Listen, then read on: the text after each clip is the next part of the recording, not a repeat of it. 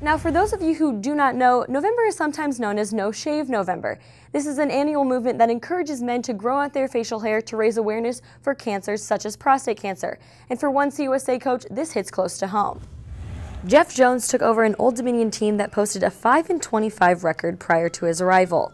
2 years later, they made it to the NIT semifinals and won 27 games. His players were tested as they went through the rebuilding process, but Jones faced a far more serious test of his own off the court. I didn't want to mess up the season, so immediately after the Final Four, I had the biopsy done, and it showed that I had prostate cancer, and then we kind of handled things and mapped out a plan that worked best for me in terms of my health, but also for our team coming into this year. After having surgery at the end of last school year, he hit a small bump on his road to recovery, but was able to rely on his coaching staff to keep things going through the summer. I have such good people and capable assistant coaches, and they kind of took over the reins in terms of the workouts and handling the administrative stuff in the office and getting down on the recruiting trail.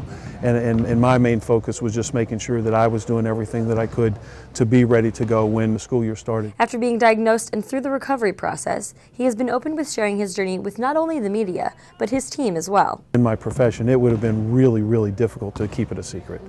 So rather than fight that losing battle, I figured it was best to try to say something. I did want to try to set an example of when you do run into some sort of personal hardship, kind of how you handle it, and you try to handle it as best you can, but also try to make sure that you're continuing to fulfill the responsibilities that you have. That anytime you're part of a team, it's always bigger than just that one person. He also wanted to share his story to help support the Movember movement. After talking with my physicians and family, we just felt like to utilize my position to encourage other men to get tested, and whether it's prostate cancer or whether it was something else, but to really focus on trying to be healthy. Jones is currently in the final stretch of his radiation treatment and is looking forward to ending this chapter of his life and working toward a conference championship with his Monarchs.